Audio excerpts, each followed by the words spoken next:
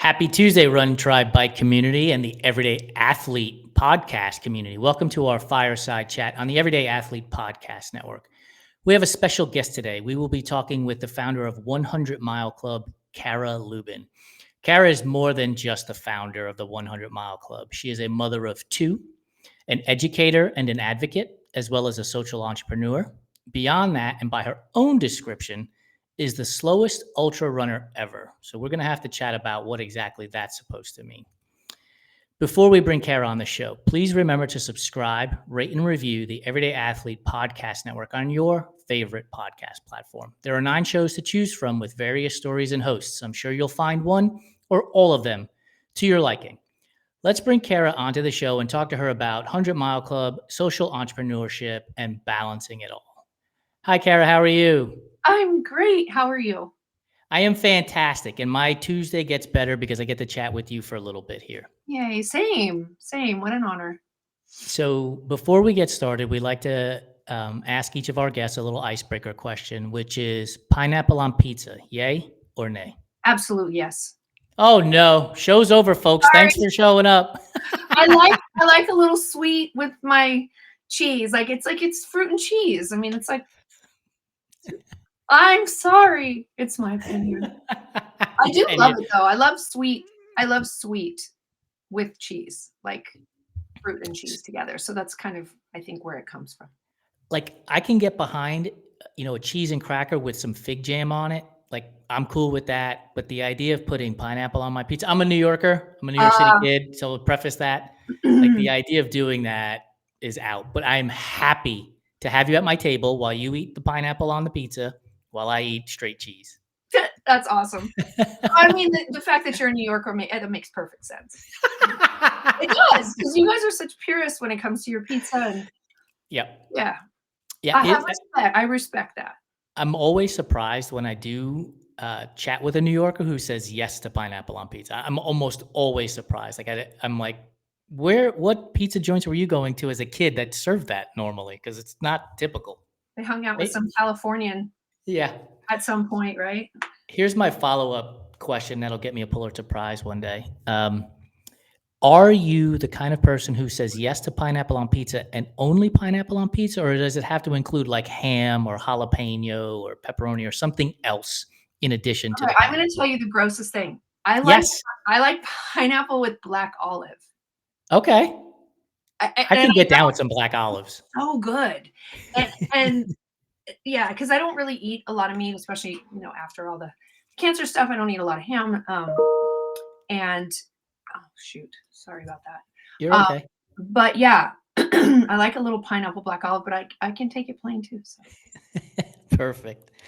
Well, hey, I want to dive into this conversation now that we've broken the ice. On your Instagram account, yes, it says social entrepreneur. Yes. And the moment I read that, like a million different ideas popped off into my head. And so I want to know what your definition of social entrepreneurship is. What does that mean to you? Gosh, okay. So let me preface this by saying I never called myself a social entrepreneur until I won an award that I didn't understand, which was an award, it was Cal State San Bernardino does these, an entrepreneur award every year. And I was nominated under the category of social entrepreneurship. And I'm like, I don't even know what that is. What does that even mean? And I kind of didn't really answer the email. I didn't get it. I was busy. At the time, it was just me running the program, and I had hundreds of schools, and I was just like, they're like, you've been nominated for, this award, whatever. And suffice to say, they had to call me to help me fill out the paperwork because I just didn't understand the importance of this award. So anyway, then they brought me in for this interview. I went to the interview. I still didn't understand how important it was, but there were people there that seemed very important. And so I did the interview, and then they were like, you're a finalist. I'm like, that's cool. They probably give that to all the girls, So I showed up and I got dressed, and there's more to this story, but it is comical. And so I went to the thing, and I was up against all these amazing people, like people who provided free internet to this whole like cities and just amazing people. And I'm like, oh, that's so sweet. They brought me in. How nice. And I'm sitting at the little dinner table in my formal outfit. And then they're like, oh, the category of social entrepreneur. And here are the categories, blah, blah, blah. And the winner is Kara Lubin of the 100 Mile Club. And I was like, what? I have to talk now? I had no plans. I had no speech plan. I didn't get it. So I went up and I made a speech and it was fine. And once I got through it, I understood. I'm like, I am a social entrepreneur. I use that sort of entrepreneurial spirit to create programs and things that help the public or help people in general or make the world a better place. And I've always been that way. When I was young, and I told this during the interview, actually, when I was being interviewed for this award, and I don't know, I just was talking, but I used to show horses when I was younger, and we'll talk about that, I think, a little bit later. And I was able to go to these horse shows, and they were very fancy, whatever. And I noticed that there were people in my neighborhood who weren't able to go to horse shows, girls who love to ride horses, mostly girls. And I put on a horse show in my backyard for these girls who never had a chance to go to a horse show. And I had my trainer, she was the judge, and we had classes, and it was just this whole thing. And I remember telling my mom, I want them to experience this. And so it goes that far back where I see things in the world that could happen to make people see what they're capable of or what maybe they don't see as possible. And then I provide that. And so 100 Mile Club was born. That wasn't the first time I had done something like that. But I was young when I used to do all those little shenanigans. But so being a social entrepreneur doesn't mean that I'm out to make $1 million. In fact, quite the opposite. You know, you're using that entrepreneurial spirit to make the world a better place. So, Yeah. you know. We use a phrase around our offices, and by office I mean like dining room table, Sure. is we don't need to be bank account wealthy and time poor. We just need to be bank account stable and time rich, because we want to spend it with people and Right. help them and be around community and develop deeper connections. So I totally understand that. Before I go on to my next question, Coach Kurt Madden on Instagram says hello to you. Hi. And I wrote this note down because you said you had to give an acceptance speech at I the did. awards. Was it as long as Adrian Brody's at the Oscars, which God, set the record by over 40 seconds? no, it was, I don't know where it came from, but it was short, it was sweet, and it was appropriate. And I thanked everybody that I needed to thank. And I don't know, something took over my body because I had no clue. I was like, this amazing woman who gives piano lessons to children in Palm Springs and, you know, all of these things and these programs. And I just was in awe of all these people. And then they called my name and it was wild. And then I became a judge. So being able to see other social entrepreneurs and other entrepreneurs in general, I was a judge for the awards program for many, many years. And I mean, so yeah, it's fun. You were nominated for 100 Mile Club for social entrepreneur, but you didn't think that you fit into that category. What did you think 100 Mile Club was when you started it? What did you think you were going to do? Like, you know, where did it come from? God, that's a big question. Yeah. So I'm a teacher. I'm a 4th generation public educator. And my son is a teacher now. So we have 5 generations of teachers in my family. And when you're a teacher and you're a good teacher, you just kind of, you invent things like all the time. You're like an octopus. You're just grabbing at things all the time in your classroom, things that work. And 100 Mile Club was kind of born out of that. And it was 1992. I was a 2nd-year teacher. And what I noticed about the kids my first year, excuse me, is that they were very disconnected from school. They were very unhappy at school. They didn't really care about being there. And everything that I was asking them to do was very, very difficult. I was teaching a non-categorical special day class. So it was kids with learning disabilities, behavior disorders, autism, traumatic brain injury. I mean, these kids needed specialized academic instruction, and I was there to give it to them. And so every time I was asking them to do something, it was hard for them. But I needed to give them a reason to show up, something that they could hang their hat on immediately. Like, I'm going to come for 100 Mile Club, but then this lady's going to make me do other things, right? So I love the Olympics. I love the Olympics. I don't necessarily love once the sports start. That's not really my thing. What I love is the journey there. The opening ceremonies, the parade of athletes, like that whole thing where people are just working so hard to get there and they're all working for one thing, right? They're Mhm. working for that gold medal. Some of them make it, some of them don't.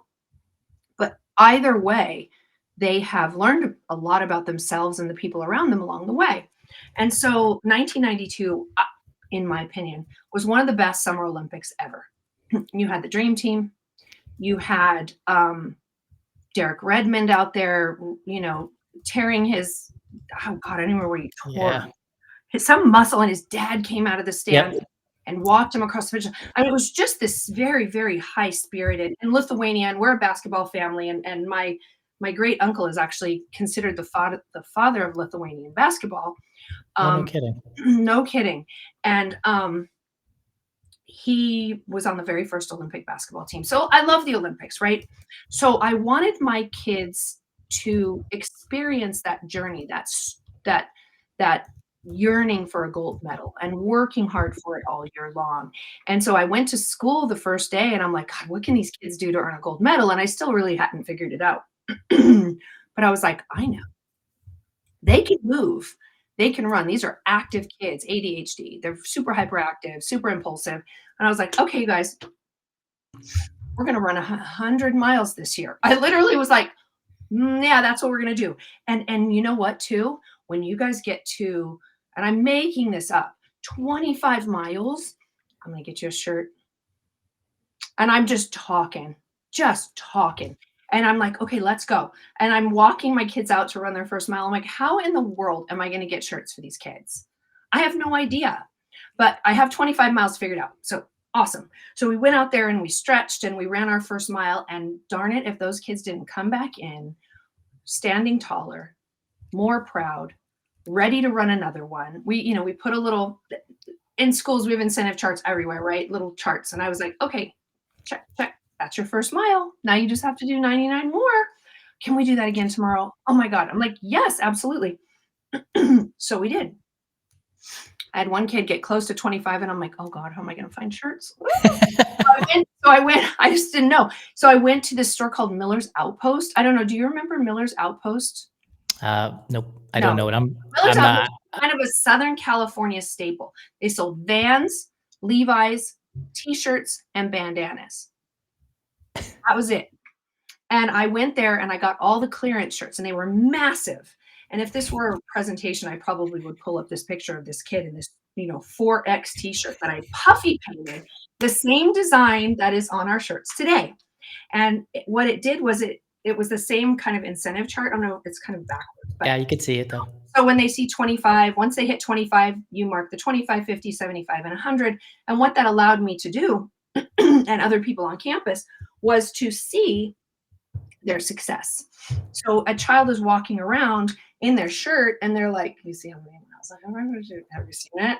And a lot of these kids won't talk. So you can flip them around and see how their shirts look and go, you've run 50 miles. That's so good, buddy. And then they'll open up to you. So I was very strategic what I was doing, but I didn't really know what was going to happen with it. So many questions. So I interviewed one of your former participants in the 100 Patty, Mile Club. Yes. And she talked about that shirt as if she just wore it yesterday, and oh the yeah, importance behind the shirt and the ability to check off your progress. And uh-huh. so the question I'll ask of you is, as you're going through this process of figuring it all out, Yeah. and you check the first student's 25 His mile, name was Danny, by the way. awesome, Danny, congratulations. Danny Boylan. Could you see the confidence Yes. like go to the next level? And I then could you see other students say to themselves, I want to be like that too? 100%. 100%. And at that point, so I'm a special education specialist. So what I do first and foremost in my own head is equity. Like how can I make sure that everybody's having the same experience at their own level, right? So even with 100 Mile Club with these shirts, and this is just this year's shirt. So every shirt is a different color. It changes every year, whatever. We've never duplicated a color. This is this year's. I want them to be able to become part of a team once they earn that shirt. So once these kids earn that shirt, you wear it, and now you guys are teammates.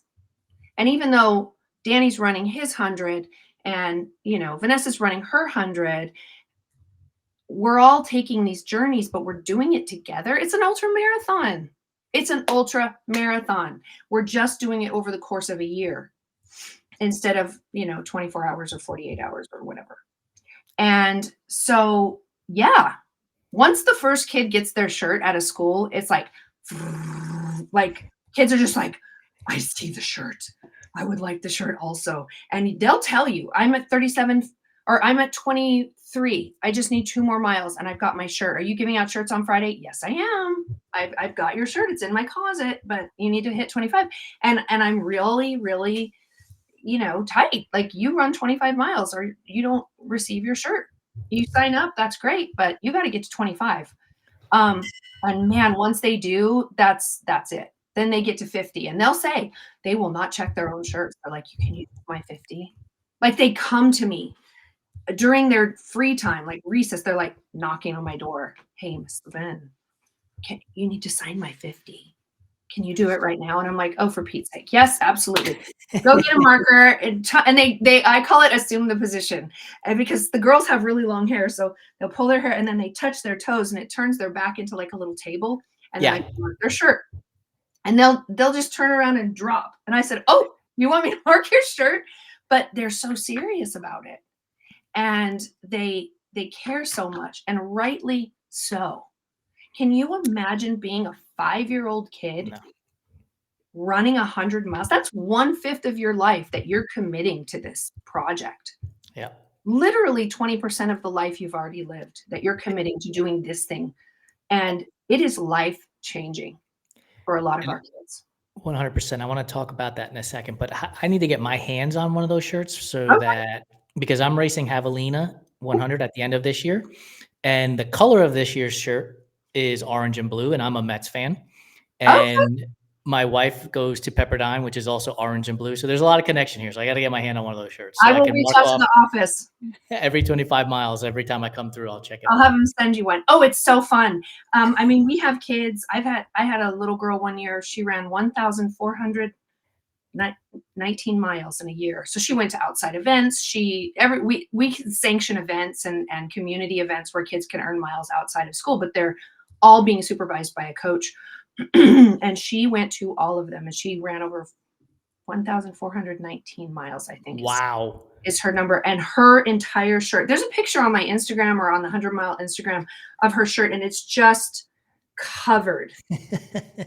And then our Race Across USA team wore them too, and they ran, over 3,000 miles from Huntington Beach to Washington D.C. and they marked their shirts. So their shirts were just like covered with ink and numbers, and the kids are so funny because if they see an adult wearing a shirt, they're like, oh yeah, it's hard, huh? Like, they don't admire the ultramarathon kids the ultramarathon adults as much as they identify with them. And I didn't know that would happen. So the first time I brought the ultra runners together with my kids, I thought, oh, they're going to just deify these adults. They're going to just think they are it on a stick, and they're going to want, all this stuff from these runners. And really, they didn't. They were just like, yeah, I know it's hard, right? Let's run. Like, they didn't understand that, these adults are doing it in, some of them are doing it in 14 hours. You're doing it in 10 months. But for them, the journey is the same. Yeah, 100%. And the emotions that they go through are the same. A lot of my kids get to 80 miles just like you do in an ultra, and you're like, this is some BS. I'm not doing this anymore. Yes. Why am I doing this? I will forever say that miles 60 to 80 are the hardest of a 100-mile race. It's horrible. Like, you've done 100K and it's like, I got 40 more miles to go. Why are we here? You get mean. I get so mean. I got so mean the year that I did mine, and I hissed at a girl like a cat. I just went, and I thought afterward, I just cried. I'm like, that was so mean. Why did I do that? Like, because she was clean and she had just gotten there and she was all happy. And I was like, You don't get to be happy. You're begging for calories at this I was point. so cranky. Anyway, whatever. Shout out to Coach Kurt Madden, who says it was great to run the 100 miles with the 100 Mile Club. And Scott Millman has given me the task of I need to run my 25 miles before I can get my shirt. Thanks, Scott. Yes, I'll be on that. word, 100%. You have What? to put it on at Javelina. Wait, you said you're talking about Javelina, right? Yeah, so when you Yes, run Javelina, once you hit 25, you can put this on. absolutely. We'll have it under our run, try, bike tent at the I course. love it. I love it. So one of the things that you brought up, and I actually had a question about this, Mhm. is the impact on the adults of Mm. watching the kids go through this process Mhm. of getting their 25, 50, 75, 100 miles. And I know that you actually host a 100-mile event. This year it's May 2nd and 3rd. And as I was going through your website, I looked at the board of directors that you have, and I just keep thinking to myself, like the impact on the adults. Mm. I wonder if the impact on the adults of the kids accomplishing these goals and tasks, is it bigger on them as opposed to the impact that the adults have on the kids and encouraging them to continue to pursue the dreams? I think the adults watching the kids do this thing is also life-changing for the adults because a lot of people, I mean, I'm in education, so I'm around kids most of my day, all day, every day. These kids do not leave me. They're with me all the time. And I think we tend to, as adults, think, oh, these are kids. They don't, kids should be seen and not heard. Go do your thing. These kids are, all they like is video games. And that's not true at all. You put a challenge in front of these kids or a kid, and they'll look at you first like, what do you mean? What do you mean? Because it's very, very like attractive. Oh, you're going to run 100 miles this year, buddy, and I'm going to help you do it. And we're going to do it together, and we're going to help each other. And once they get locked in, they'll go to this event or like Run for Kids, or they'll go to a community event, or even just running at school, and nothing will stop them. And then, some adults will come out to either help at Run Group or to come to Run for Kids, and they see these kids, and these kids are laser focused. They're like, I need to run 6 miles today. No, you don't understand. I need to run 14 miles today. And I have had kids, whose parents were trying to pull them off the track because they needed to go to X, Y, or Z, and they were bawling because they had a goal. So we're not only teaching these kids how to, do a thing from beginning to end, but we're teaching them how to set a big goal and then smaller goals, and to not let anything get in their way, and to teach them about grit and determination and teamwork and all those things that go into being like a good human who can hopefully go on to become one of those adults that's again inspired by the kids. It's very cyclical. The kids Mhm. inspire the adults inspire the kids. Sometimes you'll see kids running together with some of the ultra runners, and they bond, and their parents will connect on social media, and they're friends forever. It's just like an ultra. You know how you like bond? I think Yes. I think we bond over shared misery sometimes. And like I said, yeah, I'm slow. And so people pass me all the time. I'm like, yeah, I will not pass you, but you will pass me several times on this course. So just say hi, or, whatever. And same thing with the kids, these runners will pass them, especially at Run for Kids, because it is a very short loop, because we want to be able to see our kids, whatever, Yeah. we want to be safe. But people come out to run it, and they know what they're getting themselves into. And it is inspiring. I tell you that. So I've run 8 100 milers, and Good job. thank you. The idea of doing a 1 mile loop was always something I couldn't wrap my head around. And then Lori did her 100 miler at Blue, Mm. and I went out with her. I paced her a number of times, and it was amazing. Like the ability to see the same people, camaraderie, fist bumps, high fives, Right. consoling if necessary. It was amazing, and it has totally changed my perception of looped events. These ones. These Yeah. yeah. Yeah. Ours is the course that we normally use is a half mile, Okay. and it's wild. Um, But again, it's flat and we can see the kids. So you can have a kindergartner or a 4-year-old out there running and mom can see them even though they're way on the other side. Yeah. Gives the kids a sense of independence So that they talk to me a little bit about the event. It's taking place on May 2nd and 3rd Mhm, of mhm. this year. Where is it located? How do people get into it? How do kids get into it if they're not part of or do they have to be part of 100 Mile No, Club already? no, it's wide open. It's totally free for kids to come, but kids can also sign up for the 5K or any other event that if they want to do the 6 hour, they can sign up for the 6 hours. Fine by us. What Normally we hold this event at Auburndale Intermediate School in Corona. We've held it there for many, many, many, many years. Unfortunately, the school is under major construction right now. They're putting in solar panels and new buildings, and it's crazy. So we had to move it to another school called Cesar Chavez Academy. And it's a great course. It's actually where we originally held Run for Kids, and we called it Walk for Kids originally. But then I was like, these kids aren't walking; they're running, and so we changed it.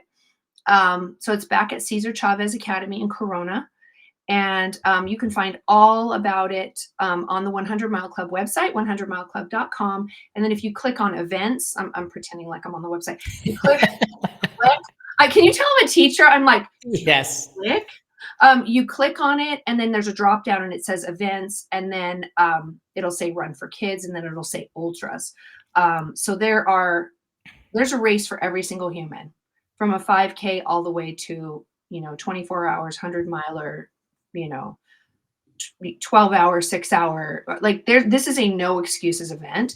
And if you're training for another event and you're just looking for something to get some miles on your legs and to see how you do, this is the place to do it because it's very affordable.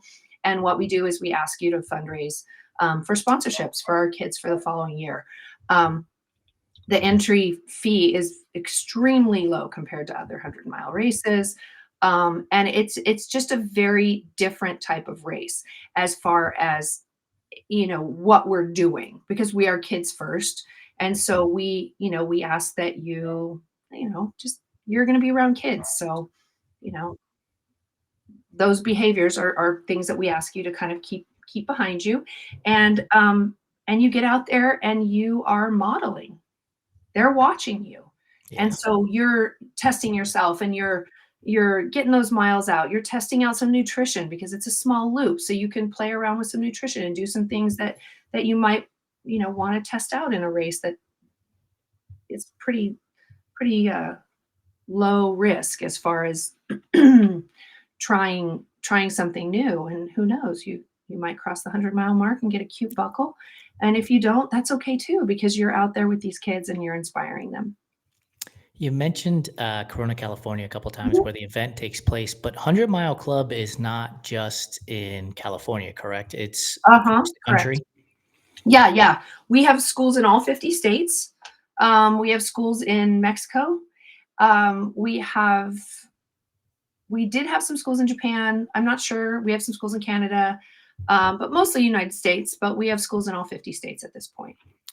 And Yeah. when you say you have schools, can you explain to the audience what that means? Yeah. So what that means is a school signs up, um, and it can be one teacher in one classroom at one school, or it can be the entire school. We call it a 100 mile club school if there's just one teacher running it in her classroom, or one teacher that has a club at the school, or one coach or whatever. Um, some of our schools, it's a school-wide program. Some of them it's a club. Some of our schools that we have are a teacher like me who's just kind of trying something new, and that's what teachers do. Teachers Yeah. do what's right for their kids. So we may have, like, I have a teacher that was taught at my school last year, and she moved to Oregon, and then she's teaching literally on the border between Oregon and California. And so she's bringing the program to her school, and we fundraise to help sponsor her class. So hopefully next year we'll have more participants. But I always remember this program started in one classroom with one teacher at one school, and that's how it should grow, right? You take a teacher and you go, let's try this out at your school, and then another teacher goes, do you think I could do that next year with you? And we go, yeah, you do it, whatever, if you want to. And I would say the easiest way to get people to do what you want them to do is to tell them they don't have to if they don't want to. And then you just keep doing great things and having fun, and then people are like, "Hey, I wanna do that." I'm like, "Okay, come on, let's go." So it's very much a, kind of a backwards way of recruiting schools because it's here for them. We have different programs, we have a free program, like, it's really a no excuse situation. My word for the past 6 to 8 months has been perspective, Mm, and I'd love to get your perspective on one teacher, one classroom yeah. to international program. Like, when you sit back at night, right, and you're thinking about all this stuff, do you just say sometimes say to yourself, "Holy cow, how did we Yeah, get here?" yeah, yeah. There have been moments in this journey where I've had people reach out to me or things happen that you just kind of have to go with it. We won a big award during the Obama administration. We got flown to DC. We, of course, the entrepreneur spirit of the entrepreneur award.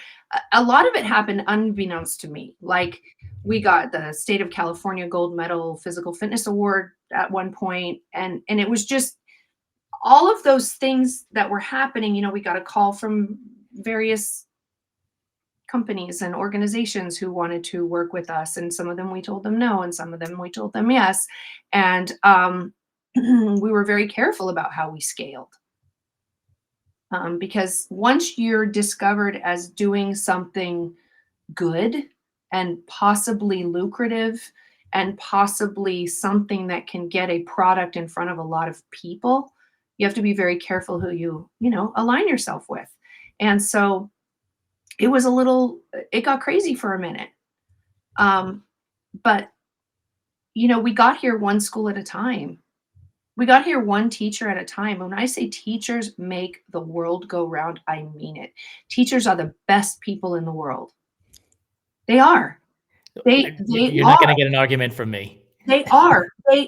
I don't know any human who can multitask the way a teacher does, who can assess a room the way a teacher can assess a room and figure out what needs to happen to make a kid be the best thing that they can be, to be the best person that they can be.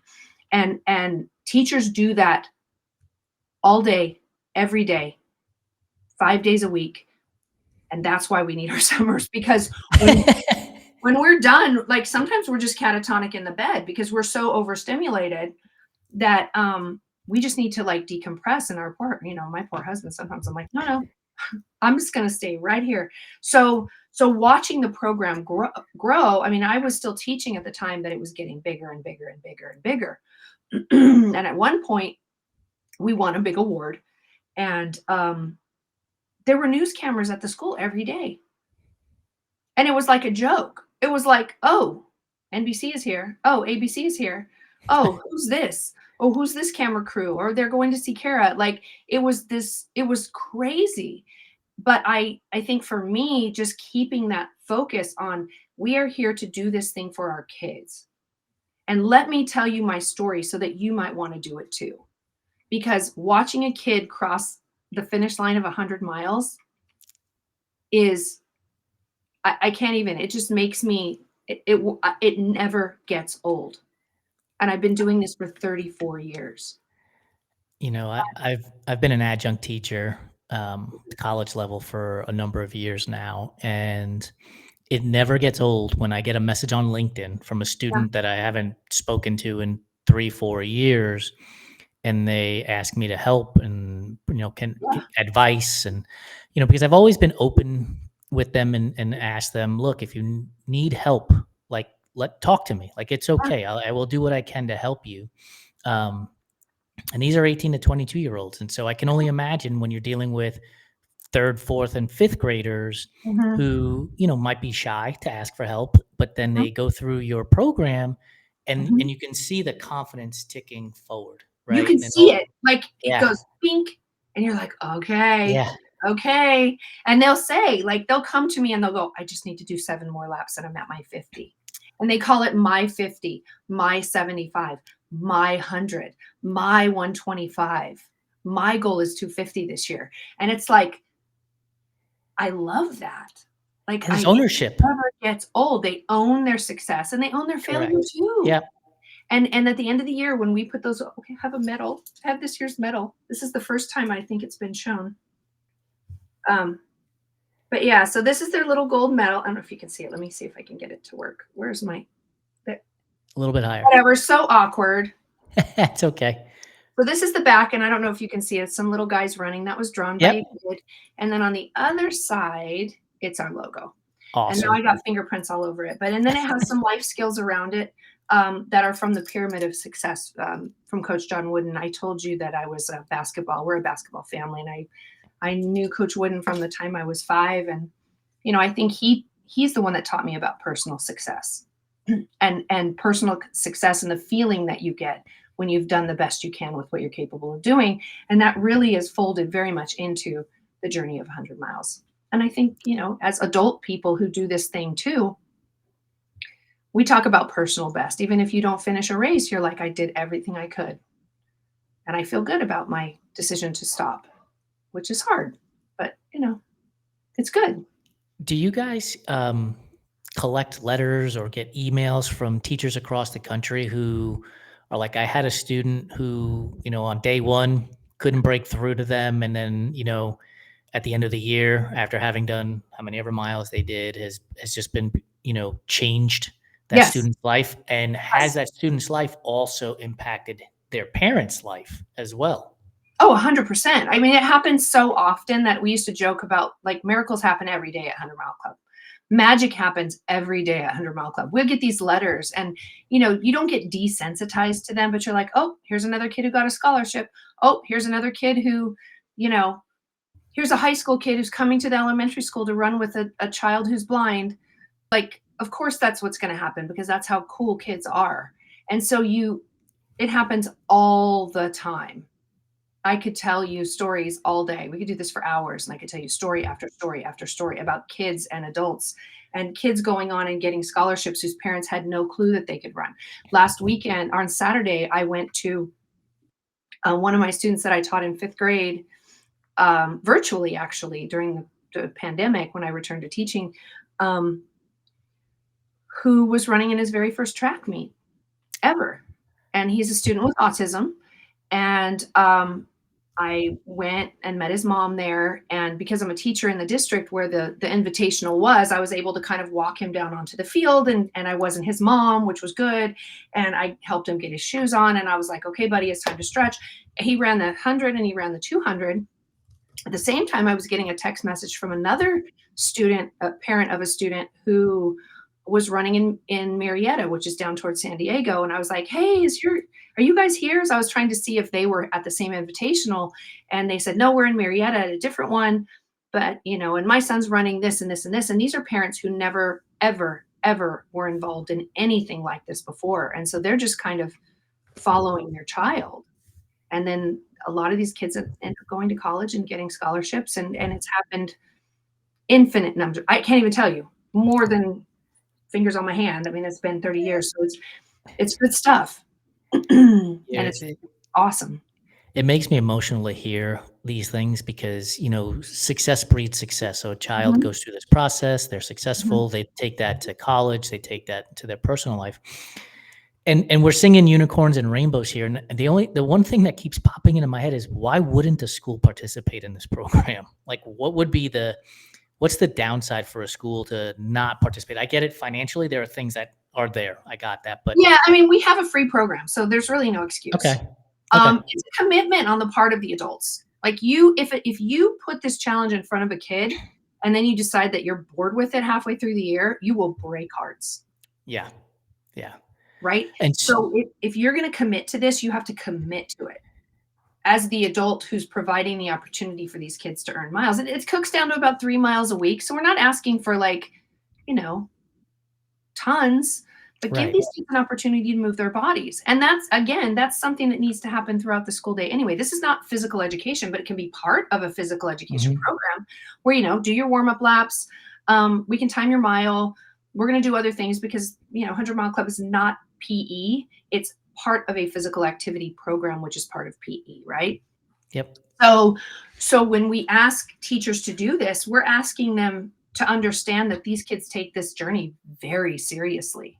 So is that a downside? I don't think it's a downside, because these kids have very high expectations of you as their coach and of themselves as a runner. Like, I'm doing this thing. The other day this is a perfect example. I could tell you stories all day. Our school is under major construction. They're adding 4 new classrooms. They have, barriers everywhere. There's trucks coming in and out. It's crazy. And we run Friday mornings at 7:45, period. The only time we don't do it is if it's raining, just because not safe, wet children, whatever. And so we will cancel if it's raining. However, we showed up on Friday morning, and oh my gosh, I've never seen so many giant semi trucks on a campus in my life. And I had probably 60 kids at the gate. Like, but me and I were running, and my other coach looked at me. She's like, "What are we going to do?" And I was like, "It's all good. Hold, please." And I ran into my classroom, and I got 4 cones, and I was like, ding, ding, ding, ding. And I go, "Have I measured this? No. Are we going to run it? Yes. I'll measure it later." And so those kids ran in a 0.1 loop Oh, wow. for 30 minutes. And they were like, "I'm here. I need to do 5, and I'm supposed to get my 50 today, and I need to take my picture, and I'm here, and it's Friday, and I have my shirt, and I'm ready." And there's no way I'm going to tell them no. Right. And so you have to make it work for them. I think the beauty of what you just said to me about point one and Mhm. then 30 minutes really goes back to perspective, right? Mhm. Because you could run, I pick a number, a 2 mile loop, and it might take you 30 minutes. And if you run a 0.1 mile loop, you're still just running 30 minutes. It's the Right. perspective piece right there. Right. That comes into play big time.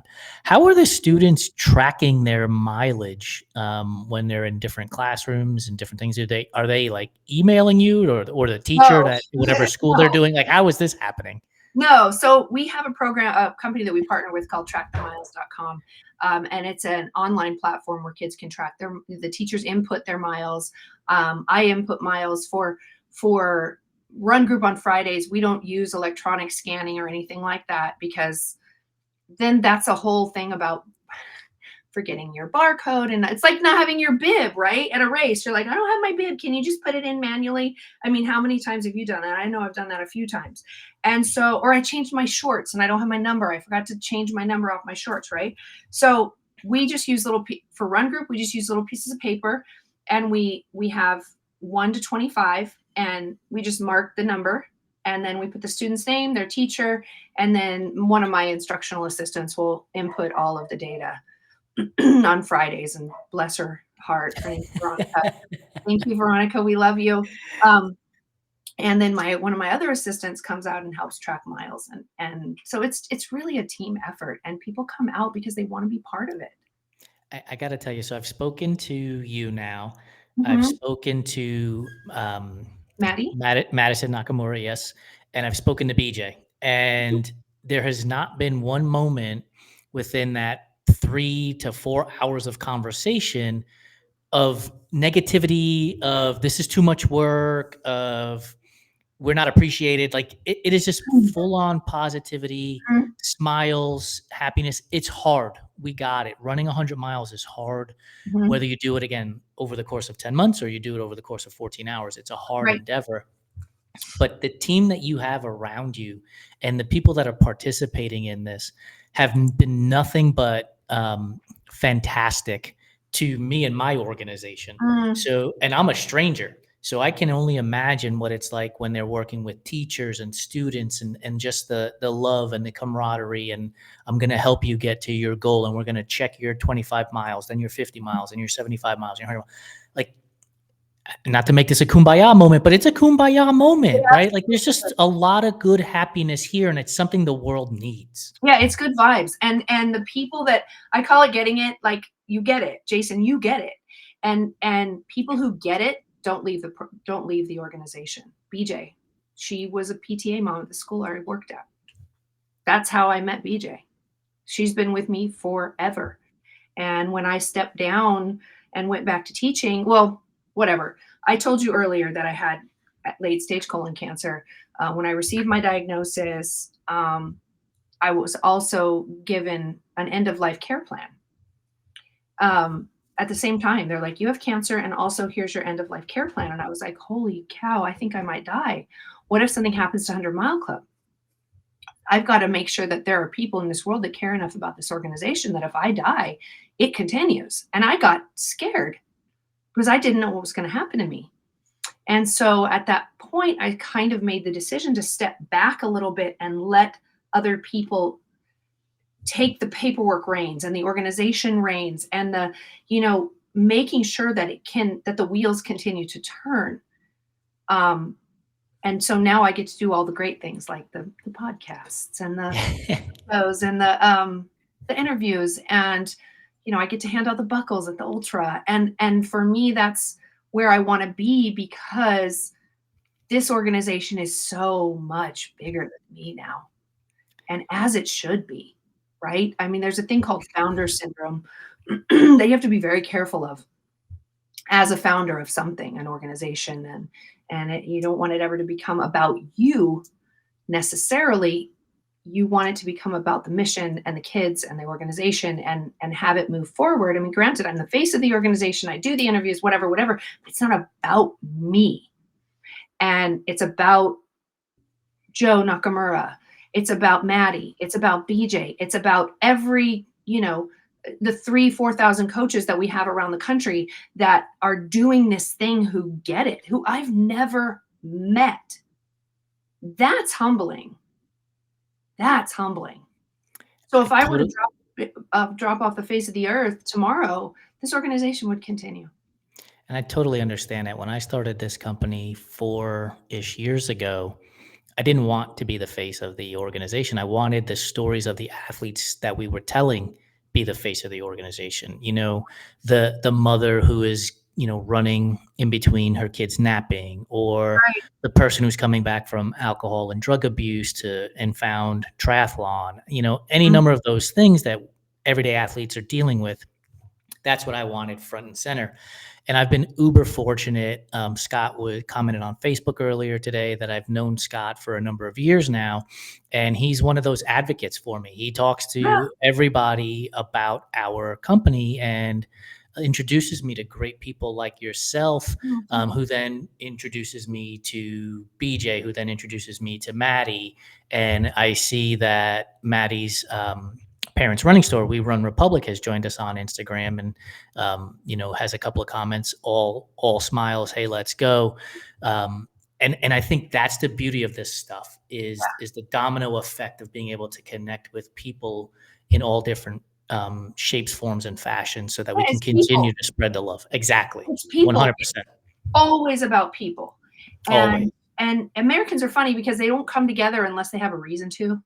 It's not like Italy where you go to the piazza on Thursdays and drink wine and dance for no reason. It doesn't happen here. We have to have a reason. So fine, let's run 100 miles together. It does in my life. I'm telling you right now, I have always said I will just build a bigger table. Let's go hang out. Let's dance. Let's break bread. Let's have coffee. Like Emily Holland, who we've had on the show previously, I chatted with her last week, and she said, man, you're a hustler. And I'm like, no, I really just like talking to people, and I don't mind talking to everybody. Like if you're the person, squeezing the cantaloupe in the grocery store, I'm probably going to ask you, is it ripe today? Right. Where most people would probably just walk right on by. I just love hearing people's stories and connecting to people and forming those deeper bonds and connections.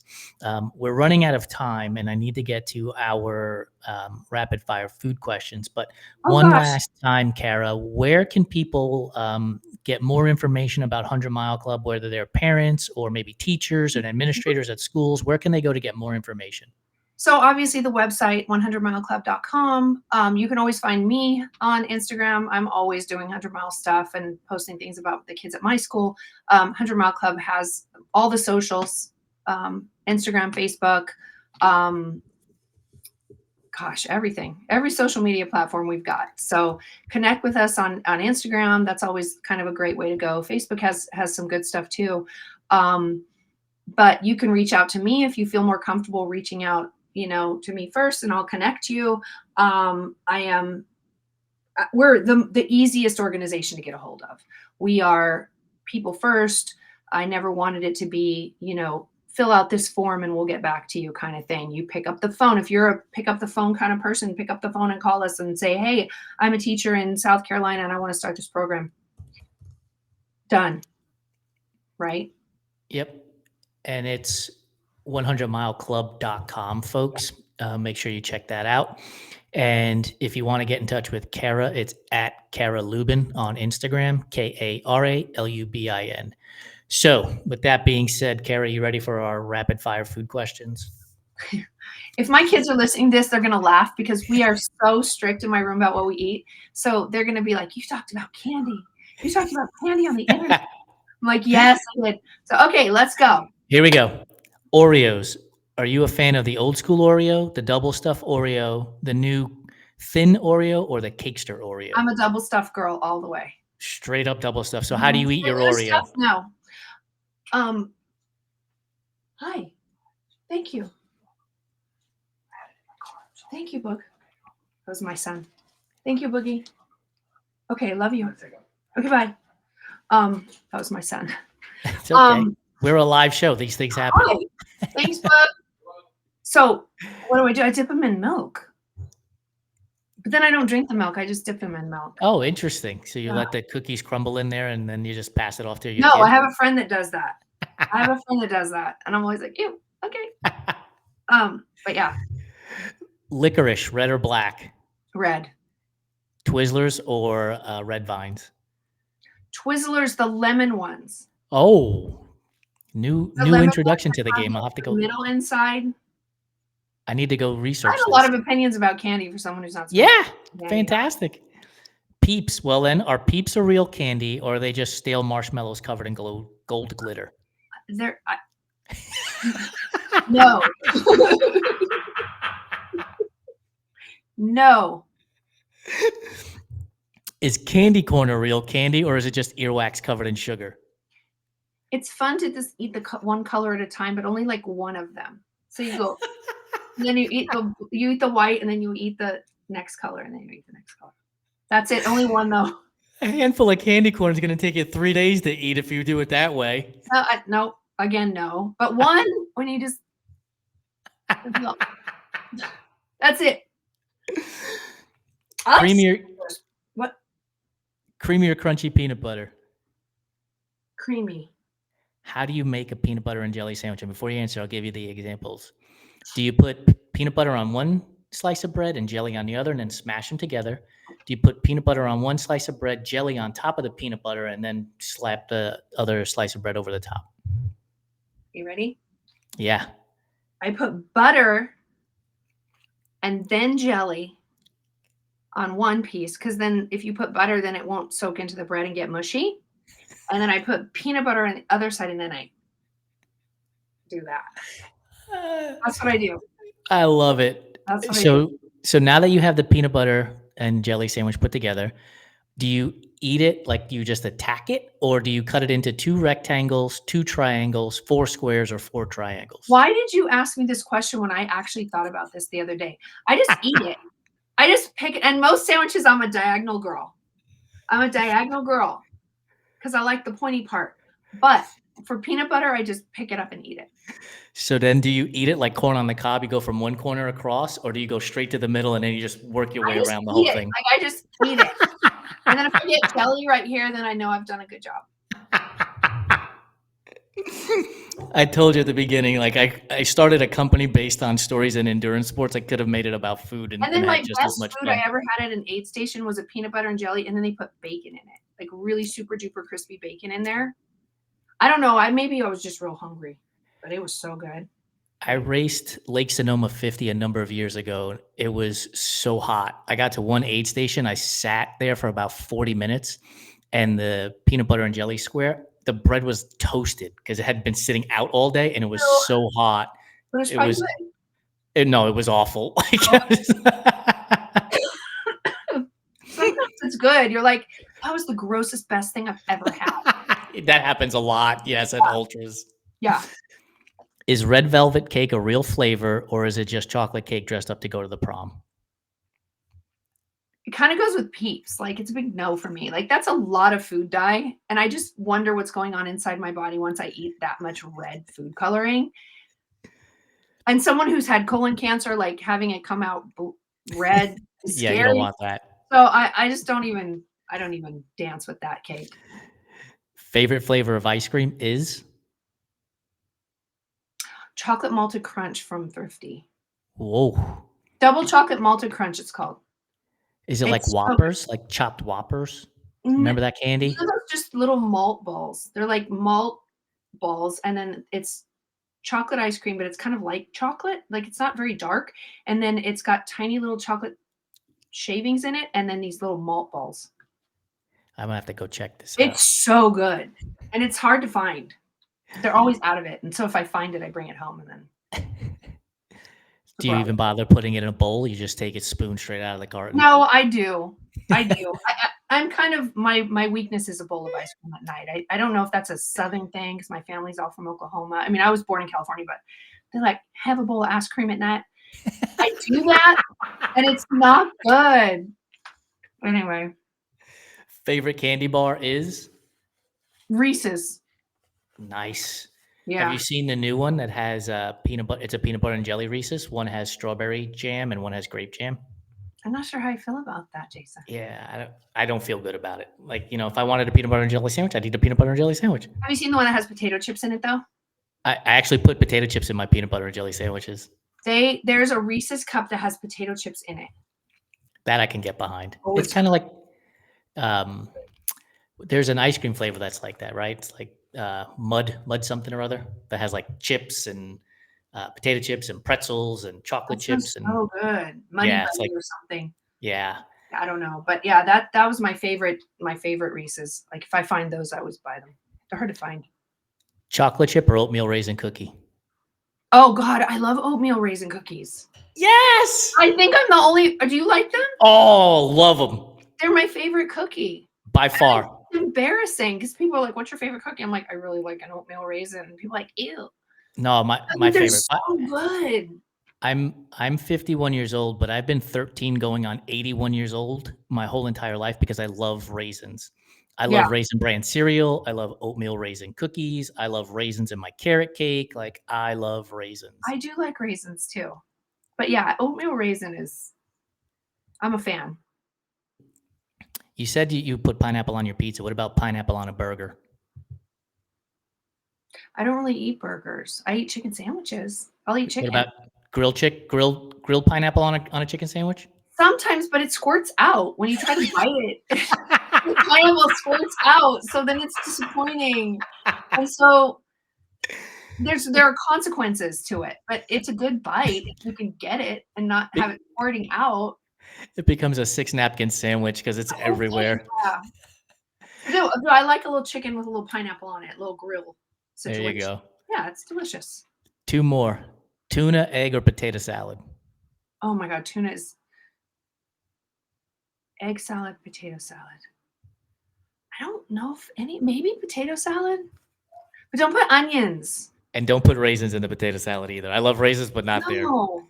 I like a potato salad, but sometimes people put a lot of onions in it, and I feel like it takes over everything. Don't put so many onions. Last question. Thank you for enduring the nonsense that we have at the end of our show. It's fun. A tray of brownies has been cooling on the counter. Do you go to the corner? Do you go to the edge? Or do you go straight to the middle for the ooey gooey? I'm a corner girl. You Especially if need it's something to hold on to, right? Yeah. And then I go to the middle, and then I go to the end, and usually I eat a whole bunch, like a whole row. You just cut them in like a tic-tac-toe board, and then you just pick Yeah, one and out. then it becomes the thing where it becomes the thing when you're walking past, you're like, it's fine. And you just you kind of continue on down the hallway, and then you come back and it's fine. And then you cut another piece, and then you go the other way, and pretty soon you've eaten 2 rows of brownies, and it's fine. You just leave the knife in the tray too. Like, there's no point in cleaning the knife. Could be a fork, honestly. Like, just give me the fork. It's bad. And then people are like, "What happened to the brownies?" I'm like, "I don't know what happened to the brownies." Do you know what happened to the brownies? Unless they got cameras in the house, they can't prove you ate it. That's all I Which know. we do not have. I don't know, maybe the dog. We have a shout out to you from Band Mom Brew on Instagram. She says, "Love you, Kara." I love And you. and Cheryl, I don't have an answer for Reese's putting peanut butter and jelly into a candy bar like that. I I don't feel have like an it's answer for you. unacceptable. I just feel like it's like doing too much. Like, stop doing so Yes. much. Like, just give me the Reese's, right? So I told you I'm an adjunct teacher and I Mhm. teach marketing, and we can all blame Howard Moskowitz because he devised the idea of you don't need to make the perfect X, you need to make the perfect X's. In other words, Kara might like peanut butter and jelly Reese's and Jason doesn't, so why not make the peanut butter? And that's why when you go to the grocery store today, there's 97 varieties of Oreos and 400 varieties of potato chips. It's because they're making the perfect X for the target market. Right. That's my marketing class for the day, folks. But Thanks. then you have something like In-N-Out Burger where they're just like, you know what? We're gonna make hamburgers and French fries and milkshakes, and if you don't like it, that's fine. Yeah, you can expand by adding onion rings, please. Right. Yeah, it's very, very opposite, but also they're almost You know what you're getting. yeah, you know what you're getting. Same thing with, 100 Mile Club. We got our That's shirts, right. incentives, we got our medals. This is what we do. Kara, thank you so much for joining us. We really appreciate your time. For those of you who are just joining us, this will be on our YouTube channel by tomorrow and will be on our website on March 11th or 12th. But we will be sharing it throughout the rest of the couple of weeks because you'll also be able to find it on Apple and Spotify podcasts. Have a great night. Thank you for joining us, and we'll see you next Tuesday on the Run Try Bike Fireside Chat. Thank you guys so much. Thank you, Jason. It has been an absolute pleasure, and what a pleasure it was to meet and get to know you. So we're friends now, just by the way, so you know. 100%. Thank you. Yes, we are. Thank you.